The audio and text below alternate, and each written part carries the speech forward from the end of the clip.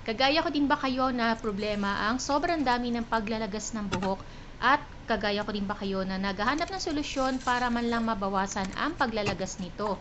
Tara mga ka-purple, meron akong i-share sa inyo. Dito ay gumamit lang po ako ng 1 medium size ng onion. Lalagay ko po ito sa aking portable juicer para ma-blender po siya. So, nilagyan ko siya ng 1 cup ng water. So, dinamihan ko po ng tubig kasi ito po yung first time ko para hindi naman siya ganun katapang po sa ating scalp. Nilagyan ko din po ito ng 3 teaspoon ng honey. At kung meron po kayong mga essential oils, kahit anong flavor po ay pwede. Gumamit ako dito ng lavender flavor po na essential oil.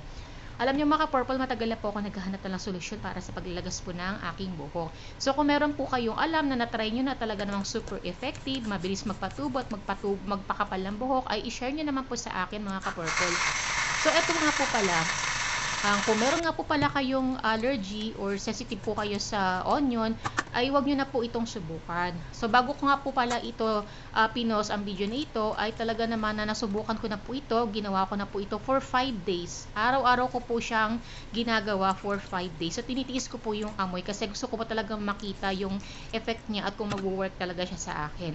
At alam nyo mga ka-purple, nag-work talaga siya sa akin. Sa pangalawang araw pa lang po na paglagay ko, ay andain na pong tumubo sa aking buhok. Yun nga lang po kasi titiisin nyo po siya kasi hindi nyo pwedeng lagyan ng shampoo at conditioner ang buhok ninyo kapag naglagay kayo nito. Maliligo po kayo, i-rinse nyo lang po ng mabuti ng tubig. Hindi po pwedeng lagyan ng shampoo at conditioner. So ganyan po yung paglalagay gaya po ng ginagawa ko at kung meron kayo pang spray, pwede naman po. So pasyensya na po kayo sa aking kilikili, medyo makulimlim. So ayan, i-massage po natin na mabuti pagkatapos. O diba, wet na wet ang aking itsura. So, ganyan po, mga ka-purple, at pagkatapos lagyan natin ng ipit or ng clam at baludin po natin ito na plastic at ibabad ng 1 oras.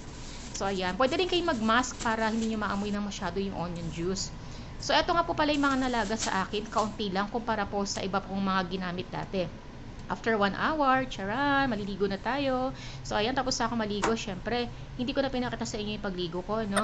So, ayan, napakalambot niya. Banlawan lang nyo lang po talaga na mabuti ng tubig ang inyong buhok. Bawal po mag-shampoo at conditioner, ha?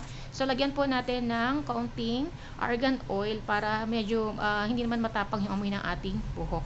So, ayan, napakalambot niya, mga ka-purple. So, ganun sinabi ko, kung kayo po'y sensitive, ay wag nyo na po itong gamitin. Bye!